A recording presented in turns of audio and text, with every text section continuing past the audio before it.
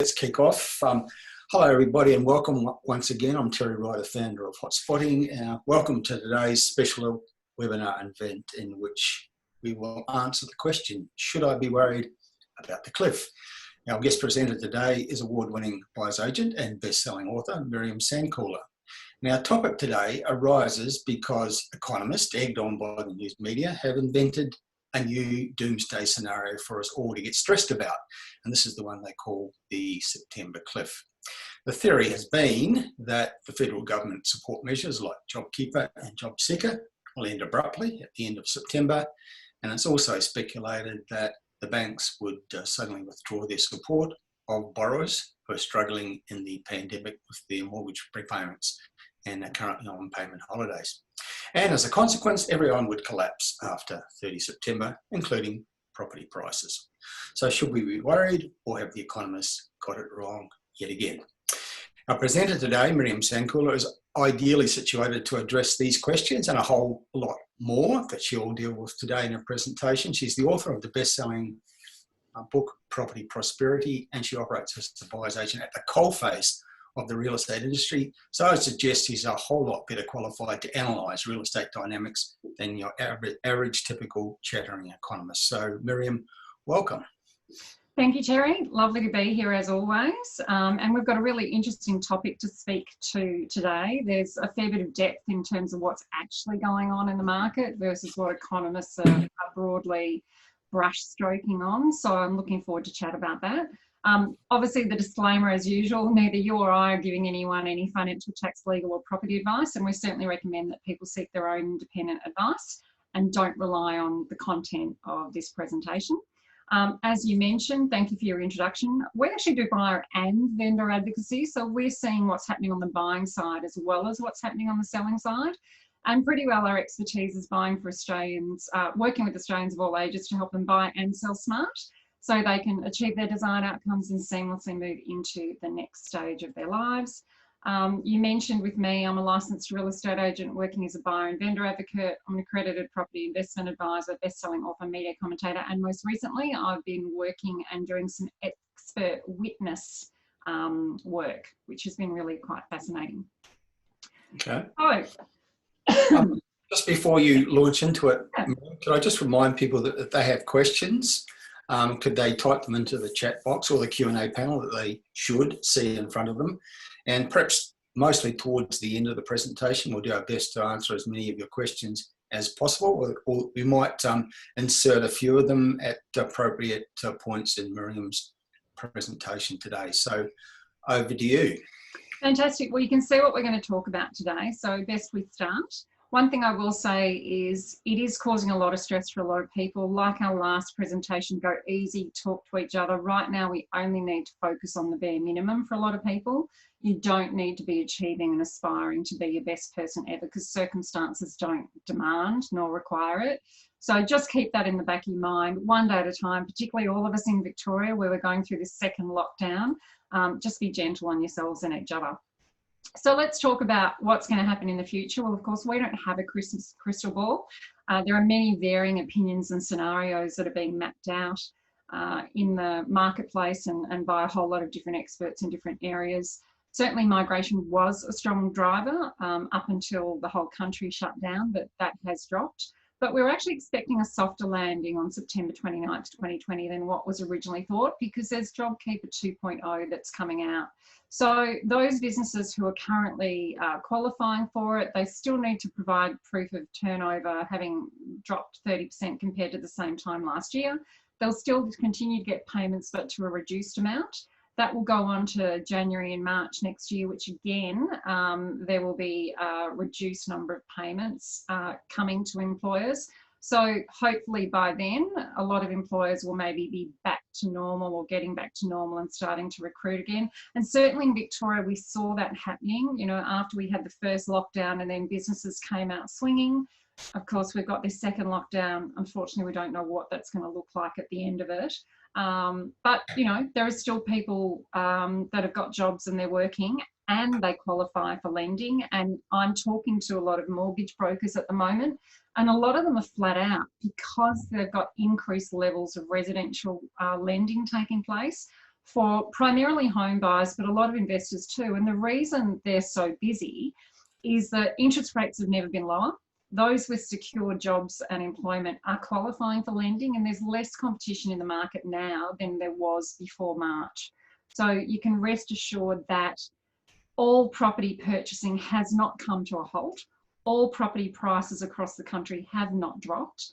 And that's why I'm going to talk about market fundamentals and property fundamentals. So the reality is fear and frustration can distort reality and cloud judgment. And many of the market fundamentals today are in fact better than they were in 2017. So we just do a quick comparison. You know, if we look at these areas around supply, you know, we've got a construction pipeline, which is quite low actually, because a lot of projects have actually come to an end, or they're not being developed, or no new ones are coming into the market.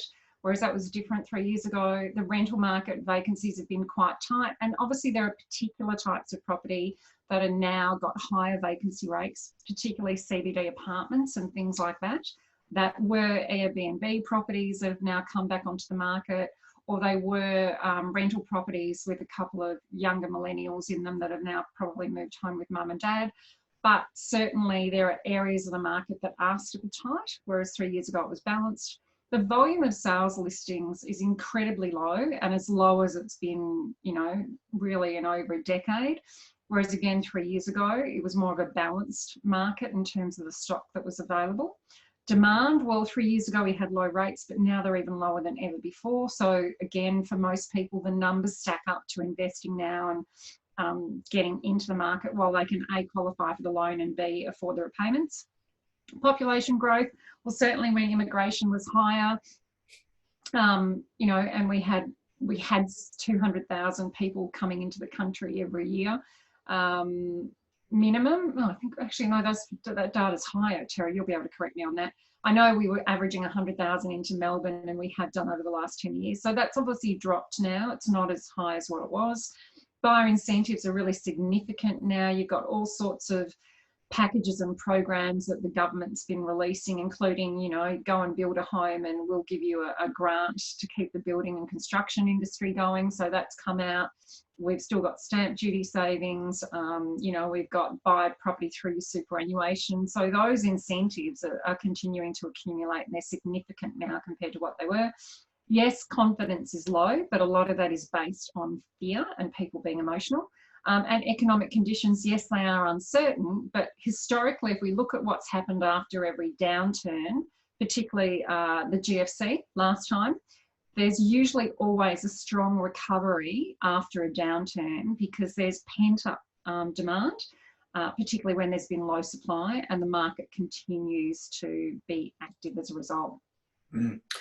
Could I just comment on the point you made about vacancies? There was some figures that came out from a respected researcher, one that I know quite well, just earlier this week, looked at the 52 largest towns and cities in Australia and found that there were only 4 of them that have vacancies above 3%.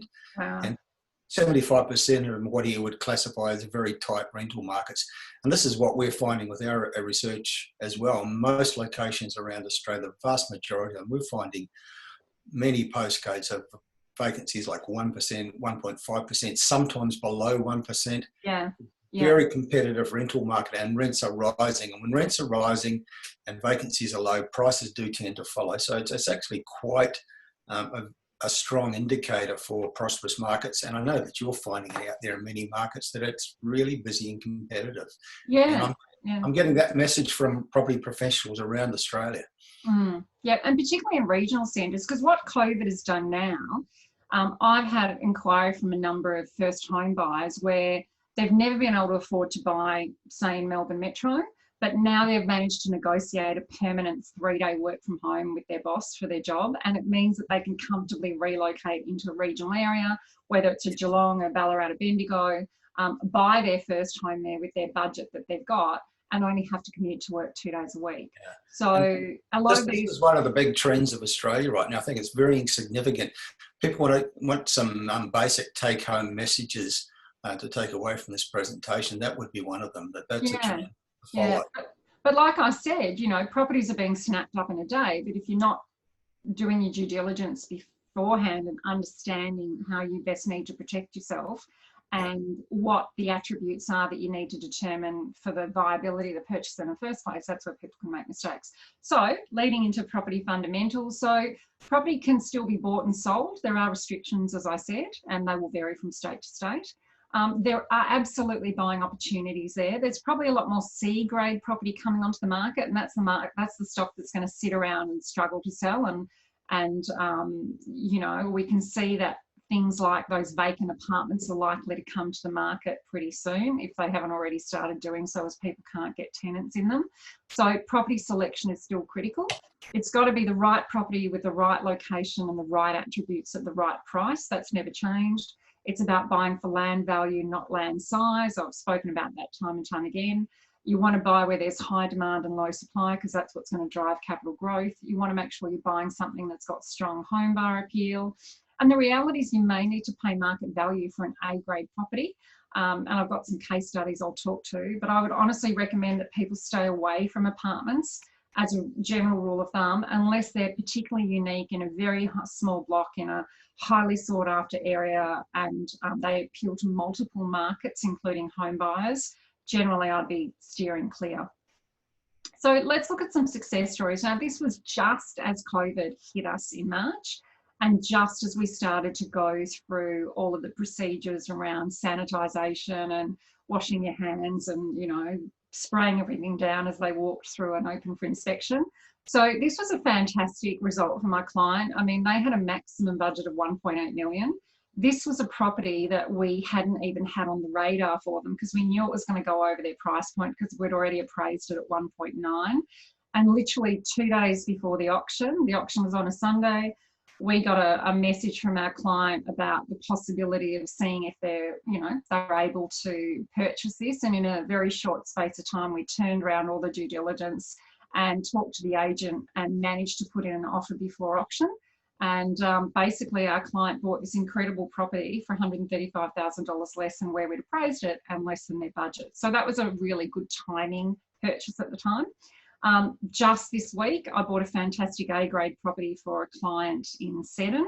Now, in this instance, we appraised the property up to 1.385. They paid 1,350 for it. It was an off-market opportunity, but it's an A-grade property and we needed to meet the market. The vendor wasn't prepared to sell for less than that.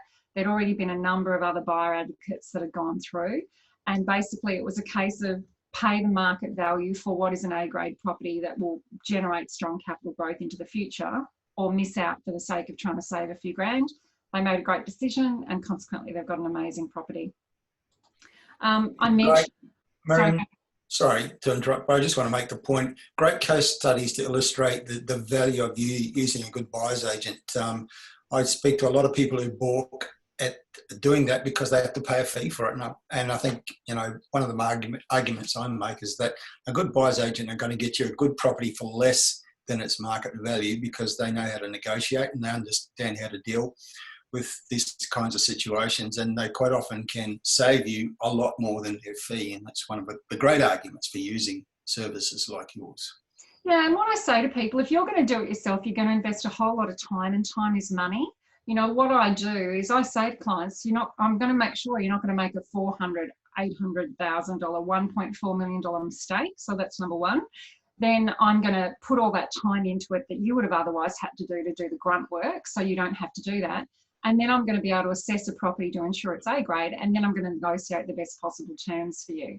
Now, as you can see with that previous example, I wasn't able to offer a ridiculous amount of money. We had to meet the vendor, but it's not about, buying below market value. It's about buying the property that will grow in value over time so that you're the one that's going to benefit from the capital growth.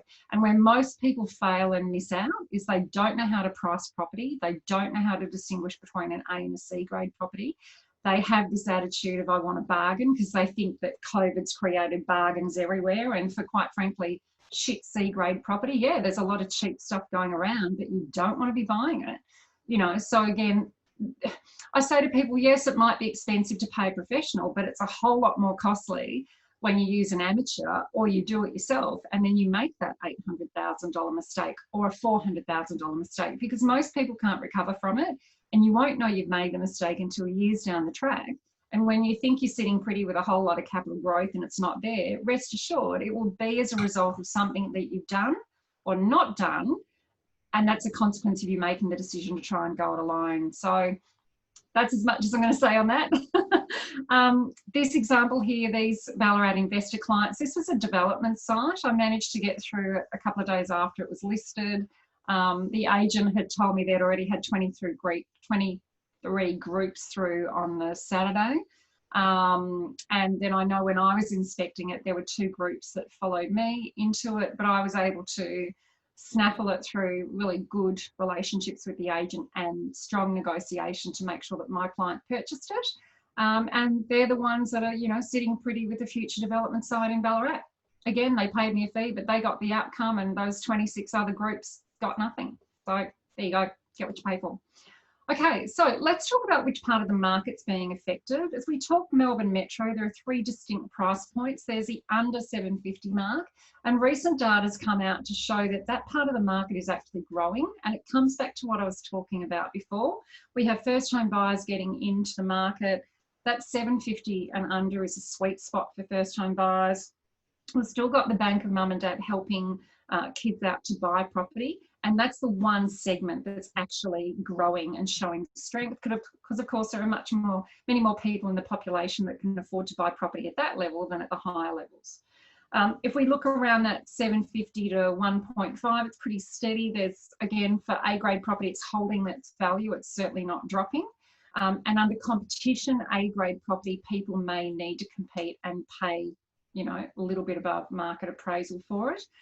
That $2 million plus has definitely come off and softened by about 10 or 15% in a variety of different suburbs in the Melbourne metro region. So look, depending on the budget that you've got to spend, there might be some really good buying opportunities, particularly for home buyers who are wanting to upgrade. Definitely it might be worth, and you know, you've got that bit more money. There are definitely pockets in the market that you can be buying really well at the moment. And then look, let's look at regional. So as I mentioned before, Ballarat, Bendigo, Geelong, well, they're booming because of local buyers and also metro first home buyers, as I said, and still investors. But those metro first home buyers who can afford to buy a property, they've negotiated to be able to relocate and work from home 3 days a week and then commute from wherever they've decided to position themselves. But a lot of these regional areas are undergoing gentrification as well. There's lots of trendy little restaurants and cafes starting. Hopefully by the end of COVID, they'll still be there. But, you know, you've got incredible lifestyle opportunities. You know, Terry, you've got plenty of reports to support what I'm saying. I've got plenty of research to support it as well. So, yeah, regional centres, particularly with populations over 100,000, particularly with exceptional amenity and good proximity to capital cities, is performing really well. Yeah, so, they tick all the boxes really that we look for. They're affordable, strong growing economies, diversity in the economies, which are so important, great links to the capital city, good rental yields for investors, and they're benefiting from that trend, which I call the exodus to affordable lifestyle, which is you alluded to in your introduction, that more and more people are realising, well, if we can work from home at least part of the week, we don't really need to be in the inner city areas. If we can move to these places where we can actually afford to buy. And that's happening in the middle rings around Metro Melbourne as well. You know, if people are going to be working from home, they don't have to commute into the city anymore. So that desire to be in those really close inner city areas is sort of softening a little bit. So it doesn't mean that it's disappeared, but it just means that those middle ring areas are performing quite well, and there's a lot of interest because people have got access to large shopping centres, entertainment venues, public transport, proximity to work, without necessarily having to come into town. Yep. So don't buy into the market's dropped by 10%. As I've said before, there's no single market. There are markets within markets. There are price points within markets. Then you have to distinguish if it's an A, B or C grade property, and then, you know, analyse it on that basis and then make a decision on whether or not to proceed. So people who've been hesitant to proceed, quite frankly, if you're a first home buyer and you're cautious, well, now's not the time to sit on your hands, because plenty of other people are in there taking opportunity of the reduction in competition in the marketplace. And it's about making solid evidence-based decisions and engaging an experienced buyer's agent, someone who's got years and years of practical real estate sales experience or advocacy experience is somebody that's going to be able to help you. All right, so if we look at what's going on economically from an industry to watch, certainly the construction sector. So this is about tradies and small businesses that support construction. And this sector employs 1.2 million people. And the industry has been warning that roughly 340,000 workers could lose their jobs. So you'll see that the government's been doing, you know, whatever it can to prop up the jobs for tradies, but they're basically a swing force in real estate demand. They're a big source of well-paid employees. They tend to put any investment funds into real estate, and a lot of them will do properties up themselves if they're a chippy or a plumber, or you know, they've got the tools to be able to do it. And when they're doing well, the property market tends to do well as well. And certainly when there's higher tradie unemployment, the market tends to struggle. So keep an eye on what's happening in the real estate sector, because that's sort of a bit of an indication in terms of sometimes really how the economy is performing too. Okay, so then let's look at Hong Kong. So Hong Kong, oh sorry, Terry, before I go on, has anyone posted any questions so far? They have, and Margaret's posted a question. Can you please address if the cliff has moved due to the extended subsidy support from the government and financial institutions? I know that that's coming up in just a little moment in your presentation, I think, to address those questions. Yeah, I can address that then. So why don't we talk about that then? Certainly Hong Kong is a bit of a sleeping giant. China has imposed a new security law in June, and that is going to be the catalyst to many Hong Kong refugees to consider moving overseas. Obviously, from my perspective, I've seen increased inquiry from people based in Hong Kong. That case study that I just showed you recently was from a client based in Hong Kong that I bought for them in Seddon. So the reality is that the changes in Hong Kong could result in up to 10,000 settlers permanently relocating to Melbourne and Sydney, because that's where the majority of people settle. About 80% of them expect to settle in Melbourne and Sydney, but also potentially 1,000 companies could relocate here, which would be incredible as well from a jobs perspective. The nature of who tends to come over, well, basically family home buyers will be looking to spend that $800 to $1.3 million mark. So that has the potential of lifting that market, which, as we said, is fairly steady at the moment. Certainly younger couples will be looking to buy units or townhouses, and again, touching that first home buyer bracket. So future demand there, again, can create price rises. So I'd be certainly reiterating that if you're sitting on the fence now, it might be time to get off it. There won't be a lot of people necessarily in that $2 million plus range, but they will be a source of new demand, potentially for construction, as well as existing established housing, and they could very well help to stem house price falls in 2021. So keep an eye on that. The visa arrangements, what the government's doing is basically there are opportunities for Hong Kong passport holders to remain in Australia with multiple pathways for permanent residency. So, you know, the government really wants to attract talent and company to our nation, boosting productivity and creating jobs, which is what I just touched on.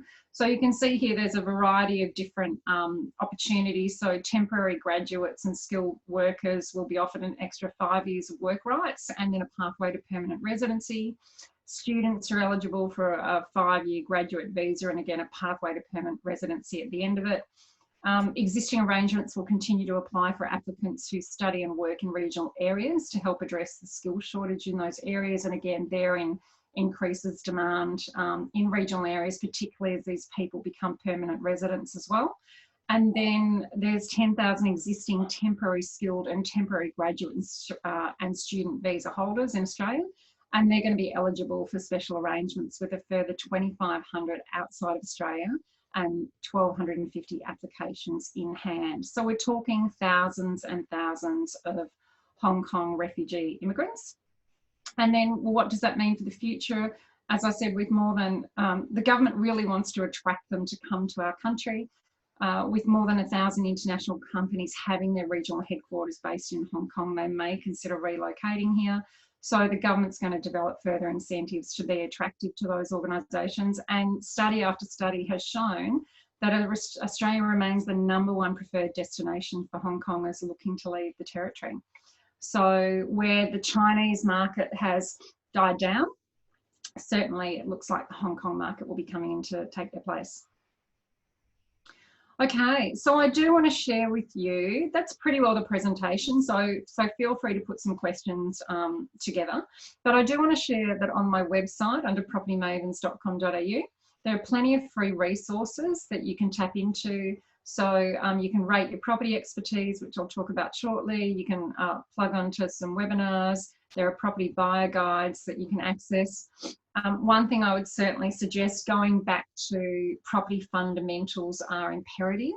They will never change. It is possible if you go under resources and click on buy my best-selling book, you can actually buy the Kindle version on Amazon for $3.99. You don't need a Kindle, you can just get the Kindle app on your iPhone, but I'd encourage you to download and read that if you've got some spare time. It's an easy 3-hour read, but it's going to reiterate in depth some of the things you need to take into consideration when you are buying a property. And it will talk about various strategies, who you need to engage, when you need to engage them. It'll explain your risk profile if you're investing. It'll talk about buying for land value. So for less than a cup of coffee, I encourage you to download that. And I did mention, if you're curious as to what your level of knowledge is, you can either type in this link and go to a little quiz that's a free resource that will give you a report at the end of it, a diagnosis, and you can rate your property expertise and understand what your depth of property knowledge is yourself. And again, you can find that link if you go under the resources section on my website and just click the link that says rate your property expertise. I think that's it there. So, Terry, have we got some questions? Yes, we do. And let's address the question I referred to earlier from Margaret. She's asking about the cliff, and she's asking whether we think the cliff has moved due to the extended subsidy support from the government and the financial institutions. I certainly think so. I always thought the theory of the September cliff was nonsense. It was headline generating stuff from economists and journalists, and so I wrote a column about that about a month ago saying so, and since then we've actually seen that both the federal government and the major banks make announcements which tend to mitigate against the whole theory of the cliff. What do you think, Miriam? I totally agree. I mean, the purpose of JobKeeper 2.0 is to ensure that there isn't a sharp fall off a cliff, that it's actually a softer landing, and it's going to continue through until Christmas and then into March. So it's designed to, you know, continue to provide support while hopefully the economy is starting to improve. It doesn't mean people can go out and be silly with their money. I mean, there are some fundamentals. Save as much as you can, spend as little as possible. If you're in any kind of uncertain predicament or situation, do everything you possibly can to earn extra money or save the money that you've got, and just be frugal. You know, we've got generations before us who've gone through wars and depressions and GFCs, and we're the older generation who have learned through circumstance that it's important to have a nest egg there. And I know there are plenty of generations who like to live to the day and spend every cent that they've got, and a number of them have racked up debt. But this will be, I suppose, a bit of a wake-up call as to why that may not be a sustainable lifestyle. And it'll be unfortunate for some people who are in that predicament, but for those who aren't there, it'll be a wake-up call to do whatever you can to, you know, put money aside and just be frugal and just watch what happens. And then when you do get a job and you are back earning the income that you're on, again, don't spend it all. Just ferret, you know, 20% away if you can, and just don't touch it. You know, save, have a buffer, have some financial backing behind you. But no, I don't see that September cliff that has been, you know, flogged in the media for a number of months. I think the whole theory is based partly on the belief that everything depended on mortgage holidays and JobKeeper, and I never thought that was the case. There's so much more in the mix, including in most states, obviously outside of Melbourne, but increasingly in other parts of Australia. Economies are opening up again. People are going back to work. Some of the border restrictions are being eased, not all of them. We've also got these incredible stimulus measures that are out and about, quite beyond JobKeeper and JobSeeker. including the infrastructure spend. I think it's incredibly important. It's always important, but the attitude of state and federal governments, and in some cases some of the bigger local government councils, is that they're going to fast track shovel-ready infrastructure. And that's great for all sorts of reasons, but particularly for generating economic activity and jobs, and that's really important. So that all of those factors hadn't been considered by the people who supported that theory of the September cliff, I thought. Yeah, and look, there are definitely some fantastic ATO tax breaks for small business, beyond just JobKeeper, as you've mentioned. Again, there are plenty of fundamentals and growth drivers in these regional areas, and businesses from metro areas are relocating to regional areas because of the affordability and the ability to attract staff who want to live in those areas as well. So you're absolutely right, Terry. There's a lot going on, and the government has been very active in trying to create opportunities that will create more jobs and bring people back into the workforce. Yeah, come on, let's spend a little bit of time talking about regional Australia, because I know you've touched on it and we've talked about it in the past. We've touched on it earlier today, but I think it's a really, really important thing because, and you made the point that we don't have one property market, but media tends to portray Australia as a single market. And because most of our major media comes out of Sydney and Melbourne, they tend to think that what's happening in their own backyards is Australia. But there's this whole different world out there. And regional Australia is not only doing okay, in many cases it's really pumping strongly. The areas that are not affected by directly by the virus itself, many parts of regional Australia had no cases at all at any point. Their economies are well structured to withstand the forces of COVID-19. They're getting a lot of demand at a time when supply is low, and you made that point. So regional Victoria, but in other parts of Australia, we've got markets that aren't just doing okay. They're actually pumping very strongly. Yeah, and that's because some of them too have got local amenity to sustain populations beyond what the current levels are. So again, they might have a population of 100,000, but they've got infrastructure to support a population of 130,000. So there's been a lot of future planning in a number of regional centres. Certainly there are low vacancy rates in terms of the areas that I'm buying in as well. And I know at one stage in Bendigo that it got to the stage where parents were taking their rental properties out of the market so that their kids could move in and have somewhere to live and get out of home because there just wasn't sufficient stock. So there are plenty of growth drivers happening. There are plenty of reasons why regional areas should be considered. But again, there's a specific criteria about what to buy and where, and some minimal fundamentals you need to look for if you're going to buy regionally, because there are absolutely regional areas not to buy in, and there are regional areas to buy in. But again, it's understanding growth drivers, and I talk about that in my book as well. Yeah.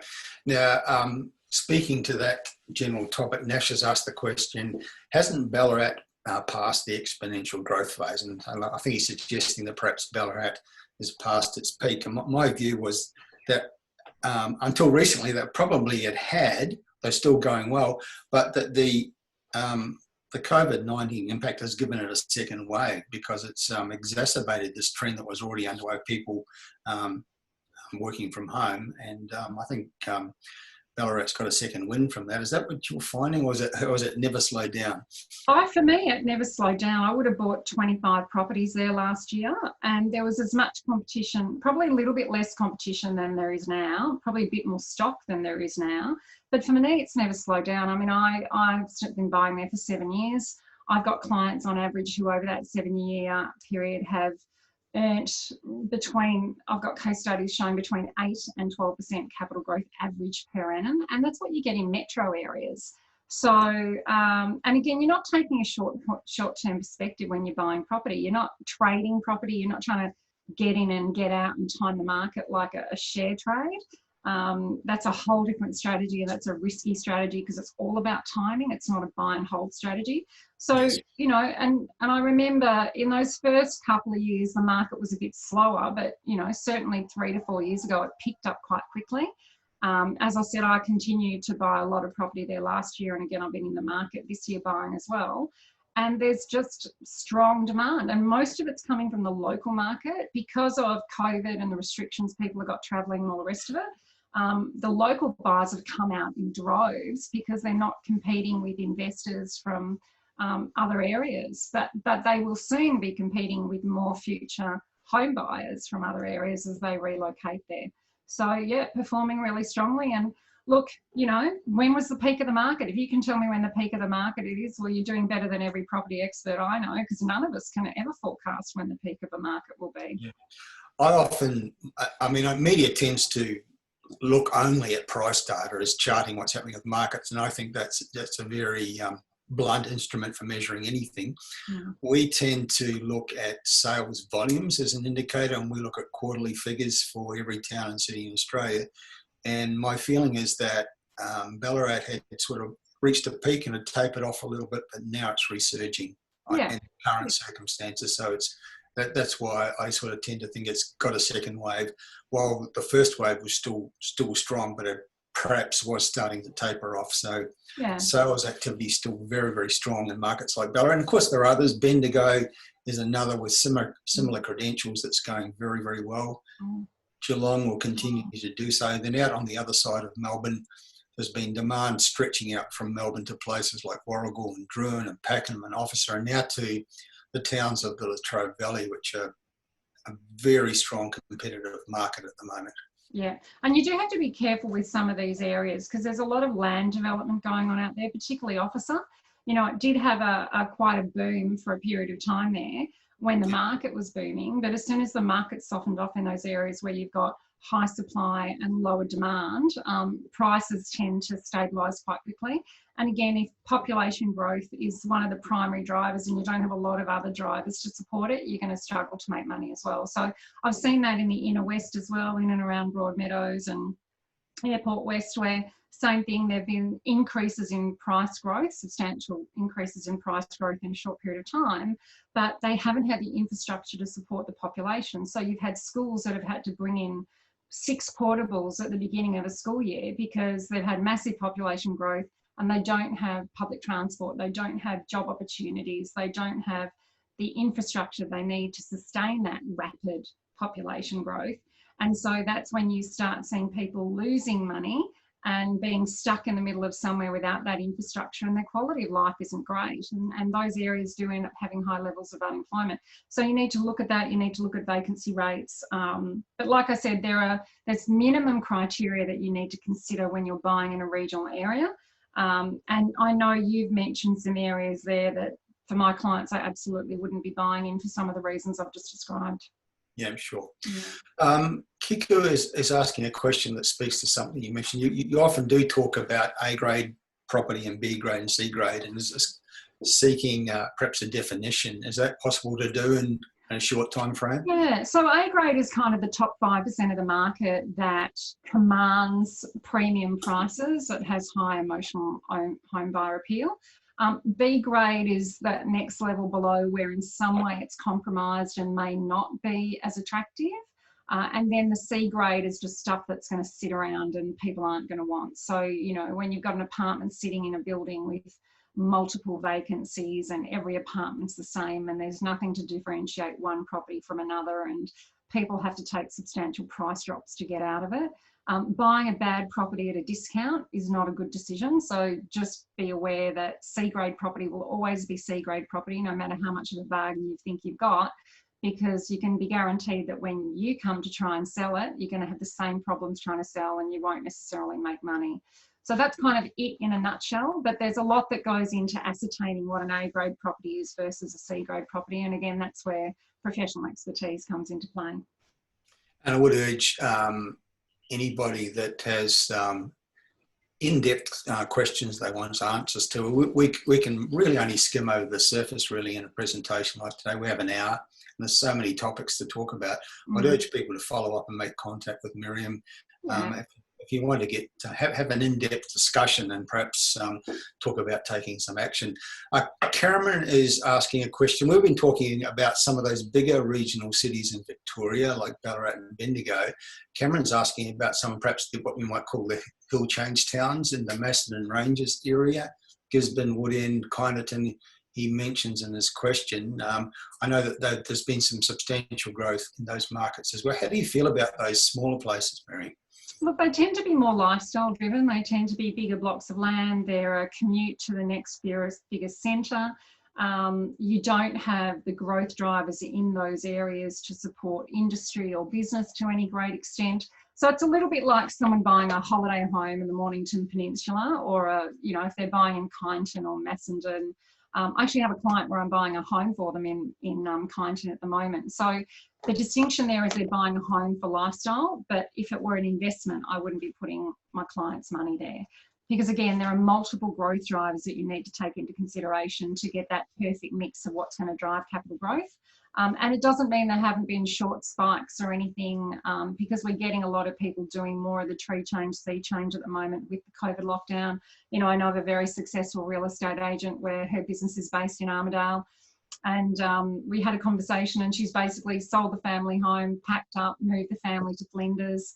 She'll come into town a couple of days a week. She's bought an apartment for that purpose, and otherwise they've just escaped the city to the country, and that's what she's doing while she's still running her business in Armidale.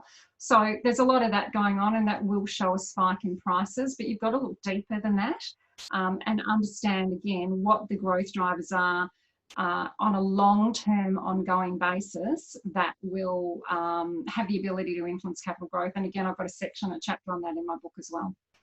Yeah. Lydia's asking a question about the market in northern Tasmania. Do you range across Bass Strait occasionally, Miriam, with what you do? No, I don't. But I can refer to people who do. I've got a network of experts that I'm comfortable referring to. So if anyone's wanting a referral, they can get in touch, and once I get an understanding of where they're wanting to buy and what they're trying to achieve, I can refer them to the right expert to assist them.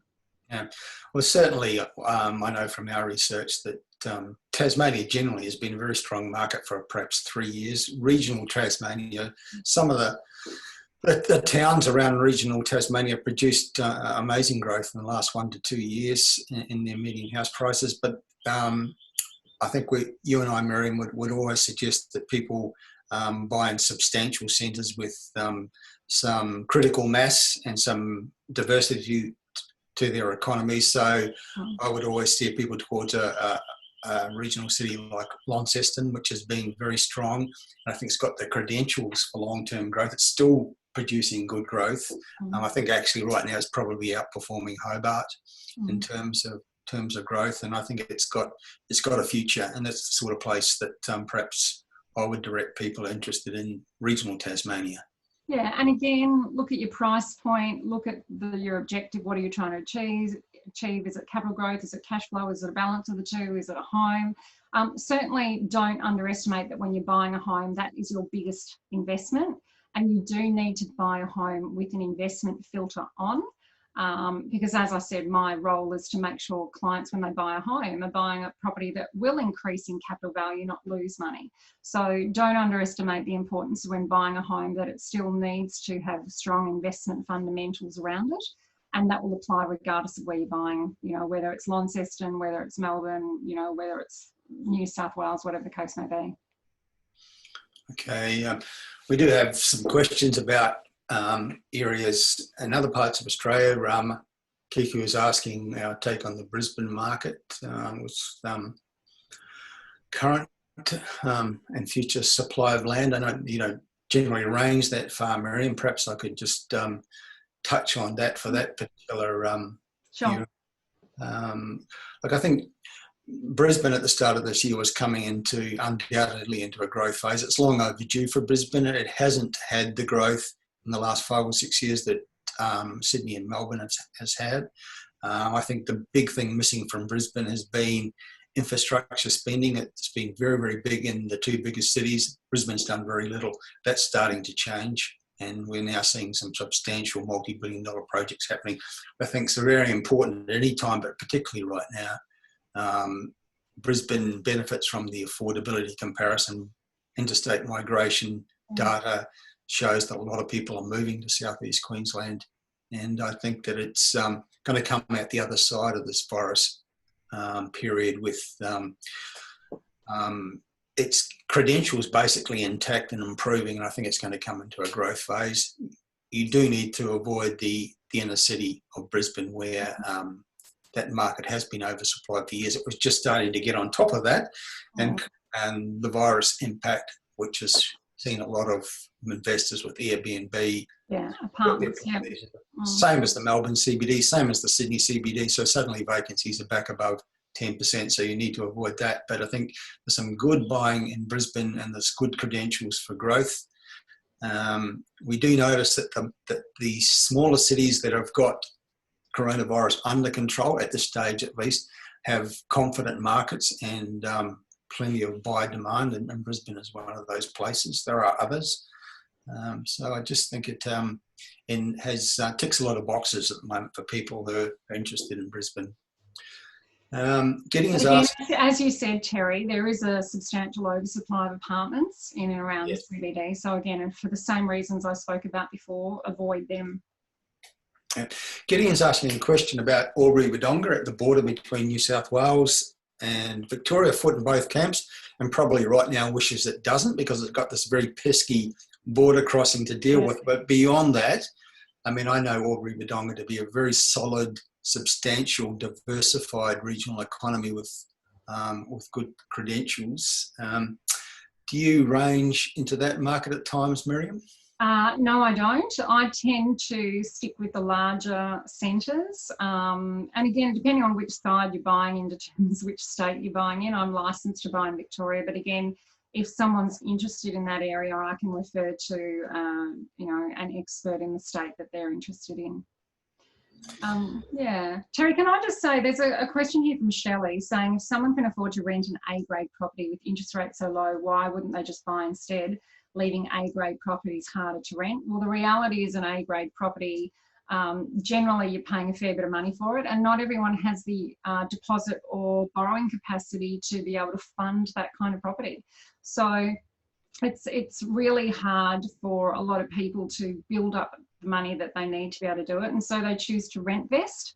So they might rent the A-grade property that they can never afford to buy, and then they might have 300,000 or 400,000 that they want to invest instead. And I work with a lot of rent investors where we'll develop a strategy, and then I'll buy according to what they can budget and what they can afford and where their deposit is. So they get the best of both worlds. They rent where they want to live but can't afford, and then they still invest outside of that. So I was going to go to that question next. There's a comment there from Mark about other parts of northern Tasmania, and one that I could probably also touch on is Devonport. I think that's quite a substantial centre with some strong elements to its economy, including the fact that it's the port that handles the Bass Strait crossings between Melbourne and Tasmania, which in normal times is a very, very important factor to have. And I think Devonport is a regional town in Tasmania, northern Tasmania, with good prospects. Yes, what else do we have?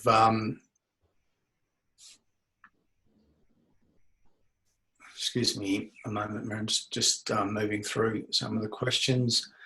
Just going back, there was one earlier from Bushy Martin, somebody I know. I did a podcast with him quite recently, had a wonderful conversation. With immigration turned off in the foreseeable future, what impact do you believe this will have on property demand values and types in the short to medium term? Well, Melbourne's obviously a place that gets a lot of overseas migrants, so obviously that's an impact. What are you seeing, Miriam? Look, again, obviously the market is softer than it has been for a while through the nature of COVID. It doesn't mean there are no buyers out there. It doesn't mean that, like I said before, the different price points in different sectors, some of them are actually growing, whereas others are stable and others are dropping. So, to me, I see this as a blip in the market. In some instances, it's a plateau, but there is pent-up demand. I know from experience this time around that clients I'm working with aren't as stressed about the second lockdown as they were the first. The first was totally unknown and it shook a lot of people, which is why there was a fantastic opportunity to do some incredible bargain buying at the time. Whereas this time round, people are a little bit less concerned about it. They've already seen what it looks like. And again, if they're, I've got a client I'm working with at the moment. They are a lovely couple with a 1-year-old and a 4-year-old, and they live in a 2-bedroom apartment. They are desperate to buy. So there's still demand there. So is it going to be the highs of what we had leading up to March? Probably not. But it doesn't mean that there won't be a recovery as things start to get back to the new normal and people start to get employed again. I don't know if I answered the question, but... In terms of migrants from overseas, one of the things you did touch on, and you made a very strong point about the interest out of Hong Kong and the likely impacts. That's a factor I personally hadn't considered, but you obviously think that it's going to be a significant force in the market in the near to medium. Well, absolutely. I mean, gosh, imagine living over there and dealing with what they're dealing with. And a lot of Chinese and Hong Kong nationals have got family here. So given research indicates that we are the #1 choice for them to come and reside in, and there's that opportunity for 10,000 to immigrate and then the potential for 1,000 businesses, whilst it won't make up for COVID across the country, it'll certainly go towards helping to create demand and lessen the effect of price falls in particular suburbs of certain locations, again, Sydney and Melbourne primarily. And fundamentally, Sydney and Melbourne tend to usually recover fairly quickly because we are the 2 largest centres in the country. We attract the most immigrants. Generally, that may obviously soften for a little bit, but where we had the peaks of a number of years ago where we had foreign buyers continually purchasing, now that they're out of the market, we've got local buyers stepping up and taking the opportunity and buying what they can now afford to buy, where they didn't have that ridiculous competition of the past where people would just totally overpay if they were a foreign national and totally lock the local market out of it. So the local market is performing quite well under the circumstances. Okay. And still on the general theme of matters foreign, Bert is asking the question on whether you think that the stoush with China is going to have any impact on property markets in Australia, including Melbourne. Well, you know, they're a small part of the market. They only made up, I think, 1 or 2% of the market when we had those boom times. So I wouldn't be too concerned about China.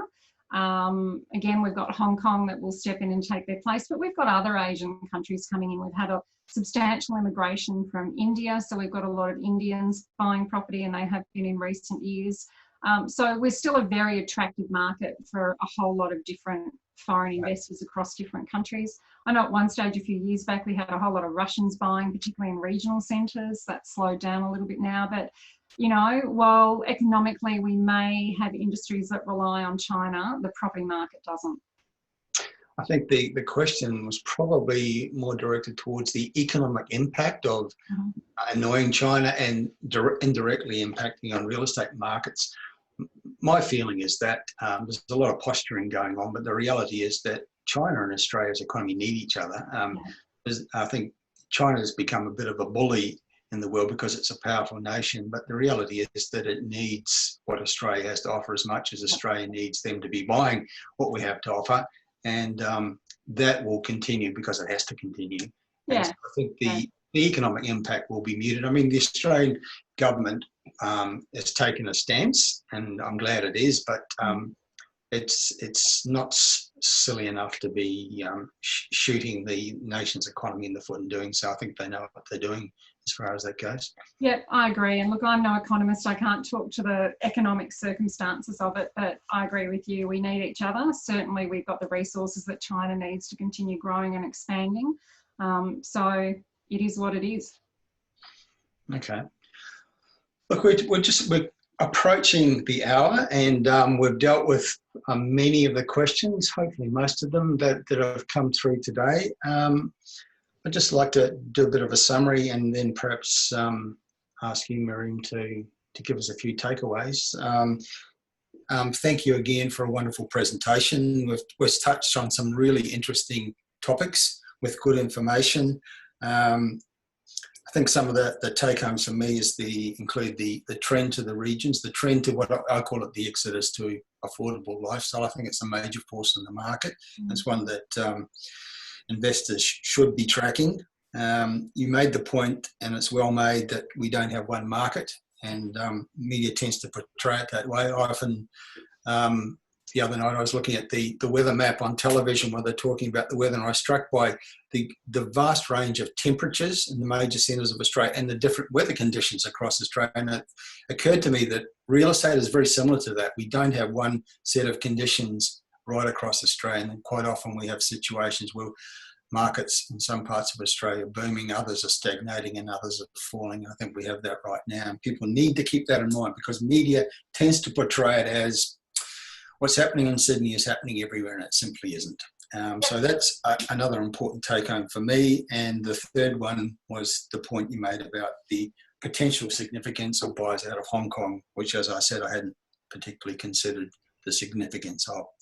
So thank you for your presentation. And what's your parting message for our viewers and listeners today, Miriam? Yeah, I think if you've been waiting to see what's going to happen and whether or not you should buy, as I mentioned, get off the fence, because interest rates and incentives have never been better. If you've got a secure job and you're dealing with a broker and they've told you that you've got the capacity to borrow money, then take the opportunity, because, as I said, there's going to be pent-up demand as more people start getting employed again. We've got typically an undersupply of property to accommodate our nation and the growth of the nation anyway. Just as an absolute aside, I was doing some research recently, and as a result of the bushfires, a lot of the plantations have had their timber burnt, and they've got 12 months to basically mill it before bacteria sets in and it's no longer usable. So that means we're going to have massive future undersupply of timber for housing and construction in years to come. It might take 2 or 3 years before that bites, but it will bite. So then you can expect the cost of new builds to go up substantially. So there are so many things to take into account. It's never what you know where you come unstuck, it's what you don't know. And when you don't know what you don't know, that's where you make mistakes. But again, if you're fearful, work with someone who can give you evidence on which to base a really smart decision and take some action, or you'll miss out. Okay, and thank you again, Miriam. And I would urge people watching and listening that if you'd like to find out more, we'd like to follow up and have a more in-depth conversation, or to avail yourself of the services provided by Property Mavens. Miriam's contact details are on the screen, and I would urge you to follow up and go that next step and at least have a conversation one-on-one with a little bit more depth than we're able to provide today. Thanks again, Miriam, and thanks everyone for participating. Terry Ryder from Hotspotting signing off. Let's do it again soon. Sounds good. Thanks, Terry. Thanks everyone for attending.